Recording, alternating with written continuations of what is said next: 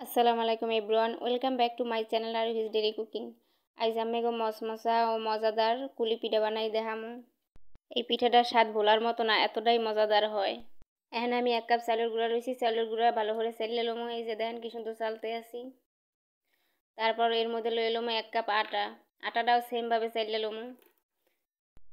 এখন একটা কড়াইতে পানি দিয়ে দিয়েছি, পানির মধ্যে একটু লবণ দিয়ে ফুটাই নিয়েছি। এবার আটা আর চালের গুঁড়া একসাথে মিলিয়ে সেদ্ধ করে নেব।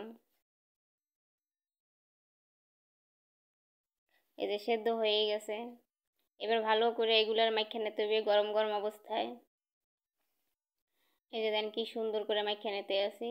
মাখা হয়ে গেছে, একেবারে নরম হয়েছে, কি সুন্দর। এখানে আমি কিছু নারকেল কুড়াই নিয়েছি, এর মধ্যে স্বাদ অনুযায়ী চিনি দিয়ে দিব। চিনি দিয়ে একেবারে সুন্দর করে একটা পুর বানাইলাম। চিনিটা আপনারা স্বাদ অনুযায়ী দেবেন, কম বেশি মিষ্টি যে যেরকম খান ওরকম স্বাদে দেবেন। তো ভালো করে এই মাইখা নিয়েছি সুন্দর করে। এই পিঠাটা বানাইতে কোনো ঝামেলা নাই, একেবারে শর্টকাটে পিঠাটা বানাইতে পারবেন আপনারা। ভিডিওটা অবশ্যই খেয়াল করে দেখবেন, তাহলে ইজিভাবে পাইরে যাবেন। আর শীতের দিনে এরকম মজার মজার পিঠা প্রতিদিনই খাইতে ভালো লাগে। তো মিষ্টিটা কম হয়ে গেছে, এই জন্য আবার চিনি একটু দিয়ে দিছি। এবার দেখেন কি সুন্দর হয়েছে। এবার আমি বড় করে একটা রুটি বেলে নেব। তো রুটিটা বেশি মোটাও হবে না আর বেশি পাতলা হবে না, মিডিয়াম হবে। এই যে দেখেন। এবার পুরগুলো দিয়ে দেবো সুন্দর করে। তো আমি এখানে 2 চামচ পুর দিছি। এবার এই যে এরকম করে বইটা নিতে হইবে। তারপরে একটু হাত দিয়ে চাইপে চাইপে দেবো যেন না ছুটে যায়। এবার একটা ছুরি দিয়ে রাউন্ড করে কাটতে নেব সুন্দর করে।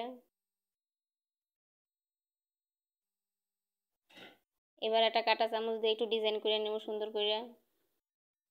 এই যে এরকম চাপ দিয়ে ডিজাইন করে নেব। এবার এই যে এরকম করে আবার একটু বাঁকা বাঁকা করে ডিজাইন করে নেব, ঢেউ ঢেউ করে। এই যে দেন কি সুন্দর হয়েছে ডিজাইনটা, একেবারে শর্টকাটে আপনাকে শিখিয়ে দিলাম।